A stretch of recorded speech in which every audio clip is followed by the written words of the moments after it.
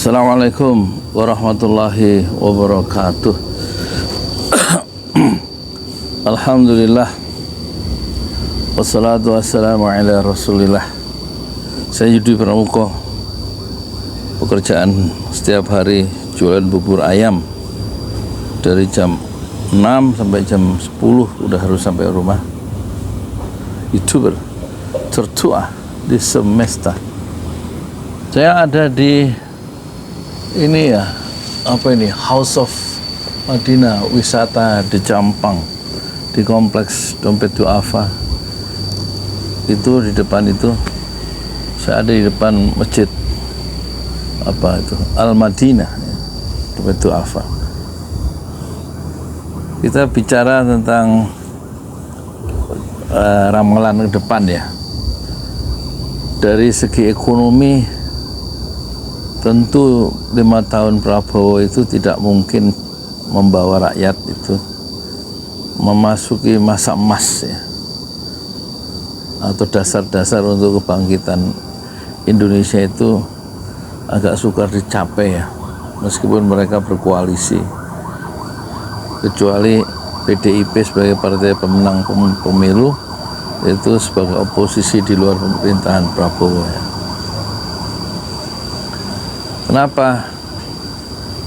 Ya keuangan kita berat sekali kalau menurut para ahli. Utang itu besar ya, sepertiga APBN itu dipakai hanya untuk membayar utang. Tampaknya nggak ada yang tersisa lagi untuk rakyat, kecuali sisanya kan untuk membiayai kementerian-kementerian belanja rutin begitu kira-kira ya. Dan kalau kita perhatikan sidang kabinet Prabowo yang pertama, prioritas kabinet merah putih itu kan swasembada pangan ya. Jangan ada proyek proyek mercusuar. Tapi Prabowo ketika bilang jangan ada proyek mercusuar, dia nggak berani itu ya, nggak berani melanjutkan ya. Apakah IKN itu proyek mercusuar tidak? Padahal di satu sisi dia menekankan pentingnya efisiensi anggaran. Jangan ada studi seperti studi pramuka aja ke luar negeri, atau nggak perlu seminar-seminar ya, kegiatan-kegiatan yang habiskan anggaran dikurangi kira-kira efisiensi anggaran. Tapi ketika dia bilang jangan ada proyek mercusuar, itu Prabowo tampaknya gampang ya, sehingga tidak menyentuh masuk pada contoh konkret apakah IKN itu masuk mercusuar. Kalau tidak, jangan ada proyek mercusuar di pemerintahan Prabowo, itu artinya konsekuensi logisnya itu sangat serius. Berarti dia membuat IKN itu mangkrak. Satu. Kemungkinan kedua, kalau tidak mangkrak itu nggak diteruskan dan menjadi hutan beton ya di tengah Kalimantan itu. Kalau tidak dimangkrakkan, kemungkinan kedua akan tidak dapat prioritas kan. Ya sekedarnya aja untuk menjalani undang-undang ya, dengan cara yang seadanya, pakai sisa-sisa anggaran atau anggaran tidak diperjuangkan di DPR untuk IKN sampai kemarin sampai 90 triliun ya. Kemungkinannya mungkin nggak akan sampai 90 triliun karena anggarannya untuk yang lain jadi nggak ada ya. Jadi masih kita belum jelas ya tentang proyek mercusuar, karena kalau dia pakai faham keberlanjutan berarti dia Prabowo harus melanjutkan proyek mercusuar yang sudah dimulai oleh Jokowi ya, tahun 2019, yaitu IKN yang diumumkan. Dia minta izin mau memindahkan IKN setelah baru saja dia dilantik jadi presiden. Dia bicara di depan anggota DPR ya. Dan tampaknya nggak mungkin mercusuar itu dihilangkan karena ada kepentingan Joyo Hadikusumo di situ, Hashim maksudnya, yang menguasai pelabuhan dan beberapa tanah-tanah yang ya tentu milik para konglomerat ya, dan itu ada data-data itu dengan peta-peta kepemilikannya itu ada di narasi Najwa Shihab ya, silakan dilihat sendiri. Dan tampaknya itu nggak mungkin ya proyek mercusuar itu dihilangkan karena ada kepentingan keluarganya Prabowo sendiri, setidak-tidaknya Hashim Joyo Hadikusumo, kakaknya itu. Dan itu yang pertama ya. Jadi dari segi pertama, dari poin pertama kita melihat orientasi Prabowo tidak sepenuhnya untuk rakyat, tapi juga bagaimana memelihara kepentingan para pengusaha, para oligarki, dan juga kepentingan bisnis keluarganya sendiri. Dalam hal ini misalnya tanah-tanah DKN yang dikuasai sebagiannya oleh Hashim Joyo Hadikusumo dan juga beberapa koleganya di situ. Yang kedua, yang menarik, dia program makanan bergizi untuk anak dan ibu hamil itu adalah proyek strategik. Dan kalau anggota kabinet menteri yang sampai 38 itu nggak ada yang setuju dengan program itu, maka dia boleh keluar. Rapat perdana, rapat kabinet pertama hari Rabu itu sudah main ancam terhadap anggotanya sendiri ya. Jadi mana ada yang berani keluar? Orang jadi menteri itu enak, punya akses untuk logistik ya, menjelang pemilu juga punya akses kekuasaan untuk mengumpulkan pundi-pundi yang lebih banyak ya, pundi-pundi dolar dan pundi-pundi dinar ya. Jadi nggak mungkin ada yang keluar. Tapi kata Prabowo itu proyek yang strategik ya, makan bergizi untuk anak dan ibu hamil. Dan Prabowo tidak menyinggung gitu soal pemberantasan korupsi, kecuali bilang hanya apa, ikan busuk itu dimulai dari kepala. Jadi yang kepalanya itu pimpinan-pimpinan di kementerian yang di bawah kepemimpinan dia itu diharapkan memberikan contoh. Tapi untuk koruptor-koruptor atau kemungkinan terjadinya deviasi atau penyalahgunaan kekuasaan yang dilakukan oleh menteri-menteri dan pimpinan-pimpinan di bawah rejim Prabowo itu tidak diberikan sanksi apa-apa. Itu berarti sebenarnya Prabowo itu bersikap lunak terhadap kemungkinan munculnya koruptor. Dan tampaknya korupsi itu kalau memang tidak di-endorse, tidak di-encourage, tidak didorong dengan berani tentang undang-undang perampasan aset dan bagaimana cara memiskinkan koruptor, tampaknya korupsi akan semakin banyak di Prabowo, di rejim Prabowo. Nggak ada yang takut juga terhadap Prabowo ya.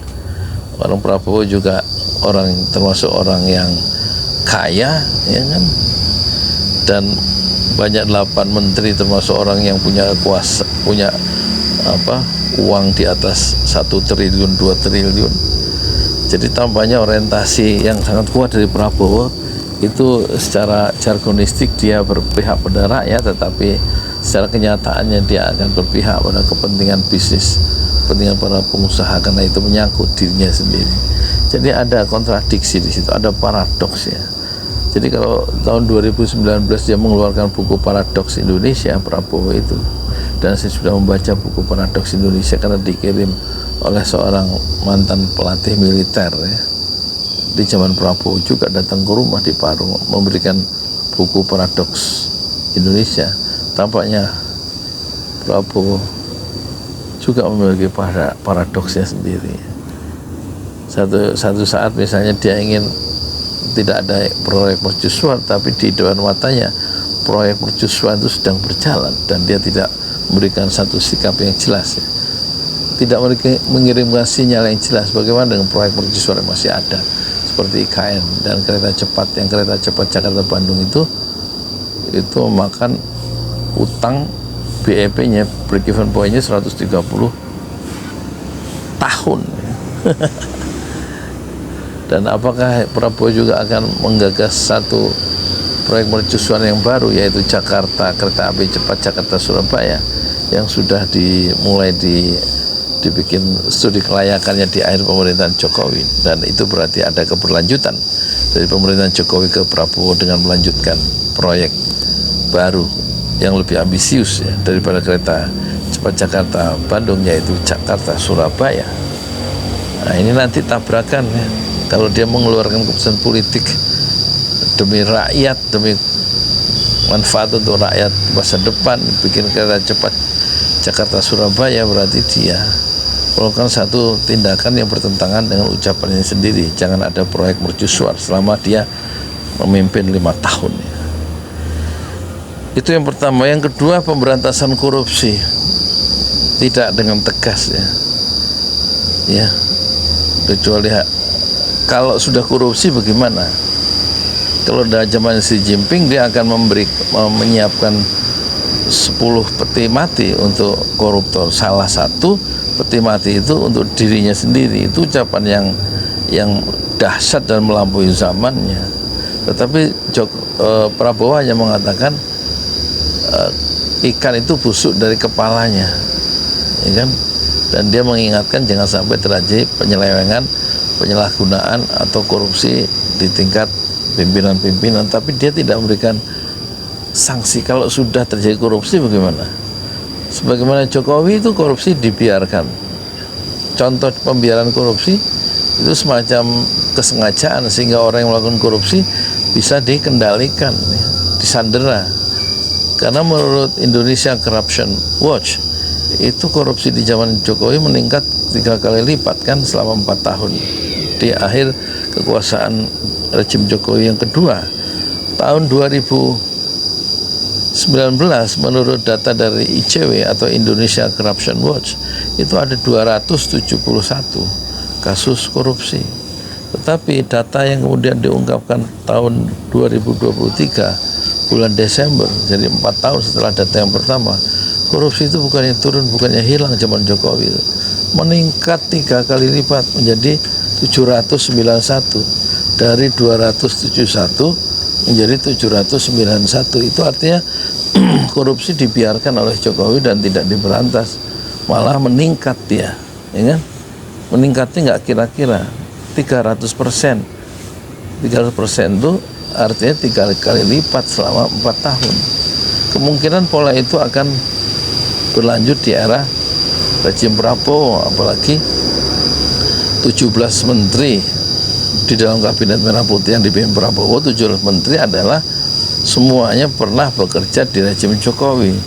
Jadi ini bukan kabinet zakon tapi kabinet second, karena menteri-menteri second, menteri-menteri bekas itu semua dengan paradigma lamanya, dengan pendekatan lamanya memandang Indonesia, itu sekarang bekerja ya dalam satu rejim yang baru yang disebut kabinet merah putih, tapi pikiran-pikiran yang lama yang akan mendominasi di zaman rejim Prabowo. Jadi nggak ada harapan Indonesia itu akan sejahtera, ekonomi akan maju kalau melihat langkah sebelumnya, karena selama 10 tahun pemerintahan Jokowi ekonomi itu tidak membaik, tidak ada pertumbuhan kecuali selama 10 tahun itu 5%, tidak meroket sebagaimana yang dijanjikan, yang bisa membuka lapangan pekerjaan untuk warganya karena ada investasi masuk ya, sehingga pertumbuhan tinggi sampai 7-8%, tapi tetap 5% meskipun COVID itu sudah berlalu. Sudah berlalu 4 tahun setelah COVID itu tetap aja ekonominya nggak maju-maju. Kalau zaman COVID ekonomi turun, semua dunia turun karena COVID ya. Tapi setelah COVID berlalu, recovery itu, pemulihan ekonomi itu tidak terjadi ya. Kenapa? Karena korupsinya dibiarkan merajalela di semua sektor ya kan. Nah di situ titik lemah dari Prabowo, tidak punya satu prioritas yang tajam terhadap pemberantasan korupsi. Hanya bilang penegakan hukum, katanya harus dilakukan dengan keras dan tegas, tetapi itu masih kata-kata yang bersayap ya, keras dan tegas. Harusnya yang dia ungkapkan yang bisa diukur, yaitu harus dia tanda tangani, harus munculnya undang-undang perampasan aset atau bagaimana usaha untuk memiskinkan koruptor dengan cara merebut barang-barang yang sudah dicuri lewat undang-undang yang disahkan oleh DPR bersama pemerintah. Tapi Prabowo tidak mengatakan itu sebagai strategi pemberantasan korupsi, malah yang diucapkan satu ancaman kepada menterinya bahwa langkah strategik yang proyek strategik adalah bukan pemberantasan korupsi, tapi adalah ngasih makan bergizi untuk anak dan ibu hamil. Lah orang-orang yang nggak punya kerjaan gimana? Anak-anak muda yang resah, yang kerjaan susah, kerjaan di bawah standar minimum gajinya, anak-anak yang yang kuliah, lulusan kuliah ngambil pekerjaan yang memang dengan gaji anak-anak SMA atau SMK, kan kerjaan susah, ngambil yang ada. Gimana menurut penonton? Masih percaya ada harapan? Ada yang bilang jangan suudon, jangan suudzon, karena Prabowo juga belum pulang dari Magelang, ya kan? Belum bekerja. Tapi kan kita sudah bisa punya prediksi ya kan? Kerusakan ekonomi yang diwariskan oleh Jokowi, hutang yang membengkak yang diwariskan oleh Jokowi, kerusakan demokrasi yang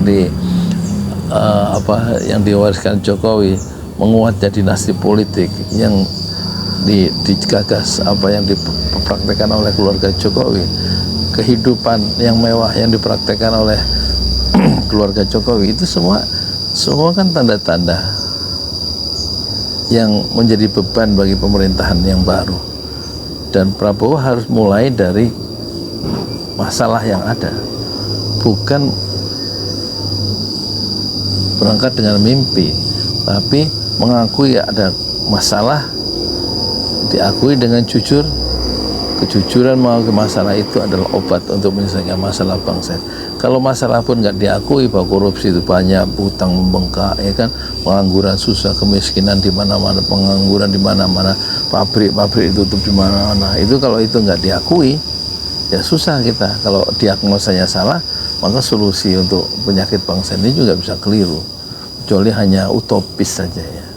Seperti aktivis mahasiswa kalau pidato itu utopis, suatu yang awang-awang dan kemudian seolah-olah bisa dikejar, diselesaikan dengan ucapan dan semangat yang menggebu-gebu ya, sebagai seorang demagog di depan, seorang yang ahli pidato di depan masa mahasiswa yang membuat tepuk tangan dan sorak menyorak. Apalagi glorifikasi terhadap pemimpin itu tampaknya sudah mulai menguat, sudah mulai tampak, dan tampaknya sebentar lagi akan muncul sikap feodalisme baru di istana. Kita lihat TikTok atau YouTube short penuh dengan kegemilangan ya, masa lalu Prabowo yang gagah, yang hebat di masa lalu. Dan itu untuk menunjukkan, untuk meneguhkan sedang muncul kelompok baru yang akan menjadi penjilat istana, dan akan menjadi buzzer istana, dan akan terus melakukan glorifikasi sambil memukul pihak oposisi. Saya Yudi Pramuko, tukang donat, tukang bubur ayam dari Parung, YouTuber tertua di semesta Fasbir Sabrun Jamila. Bersabarlah dengan kesabaran yang indah. Assalamualaikum warahmatullahi wabarakatuh. Di jalan Allah. Ini Masjid Enam Syuhada lagi dikunjungi sama Ketua Hilmi. Modal awalnya berapa Pak Yudi Pramuko? 750.000. 750.000 rupiah aja. Jadi ini 500 jutaan nih barang. Sekarang udah habis 310. Masya Allah, tuh udah pakai keramik, laponnya tinggal. Granit tuh kayak marmer. Tuh.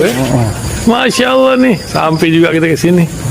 Masjid Enam Syuhada, ngapa namanya Masjid Enam Syuhada ya, Pak Yudi? Kita mau mendokumentasikan perjuangan dakwah nama anak muda pengawal Habib Rizik Syihab itu. Masya Allah. Yang dibunuh sama orang jahat di kilometer 50. Kilometer 50 ya. Itu kan simbol memperjuangkan dakwah itu kita harus memberikan segalanya untuk Islam kan ya. Untuk Masya Allah. Allah. Dan nama anak muda itulah yang sudah memberikan segalanya untuk Islam. Masya Allah. Apa nanti nama pemuda itu ada juga di sini mungkin diterapkan? mungkin 6 aja, 6 syuhada. 6 aja. syuhada itu, Iya, 6 syuhada dipasang di sini, 6 syuhada.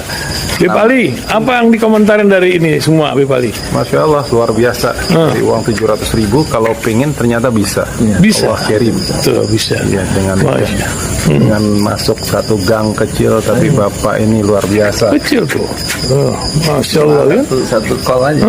Masya Allah, perjuangan Pak Yudi Pramuko, YouTuber sejagat paling tua. Tertua di semesta. Tertua di semesta. Masya Allah. Tukang donat. Tukang donat. Tukang donat dari Paru. Ini saya laporkan dari lapangan ini, langsung dari Masjid Anam Syuhada. Masya Allah. Dan ini dia. Dalam lihat ah. Tuh, lihat tuh masjidnya. Tuh imamnya di situ tuh. Malam-malam lagi kita. Masya Allah. Masih kurang nih. Atapnya katanya transfer aja. Masjid Anam Syuhada sebentar lagi selesai. Dinding lubang angin sebagian sudah terpasang, lantai 2 dan kemudian plafon termasuk lantai bukan keramik, granit 150 dus bersama tiang-tiang yang ada 16 setinggi 4,5 meter. Kemudian finishing terakhir adalah tangga menjebol atap ya, lantai pertama untuk masuk ke lantai 2.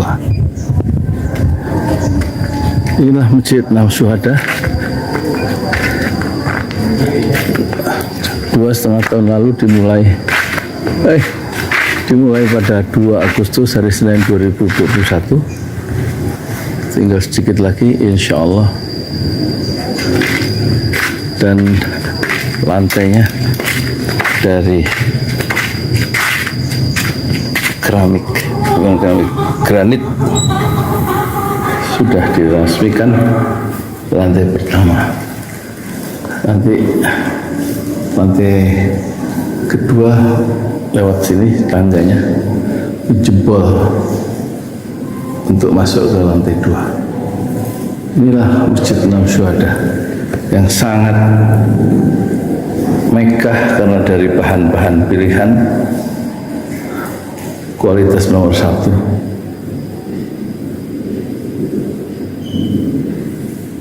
Tinggal sekitar 80 juta lagi finishing lantai atas selesai, insya Allah.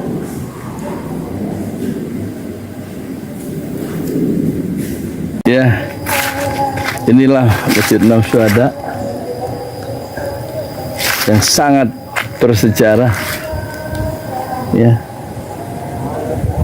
dalam sejarah dakwah Indonesia modern, insya Allah, karena ini dibangun dalam konteks kezaliman rejim penguasa yang sudah membunuh 6 santri dari front pembela Islam, dan kita abadikan pengorbanan dan perjuangan dakwah mereka, sehingga kita sebut namanya Masjid Anam Syuhada.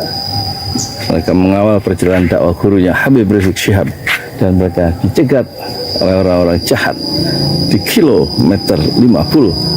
Saya Yudi Pramuko, tukang donat dari Parung Juber, tertua di semesta fasbir sabrun jamila. Bersabarlah dengan kesabaran yang indah. Assalamualaikum warahmatullahi wabarakatuh.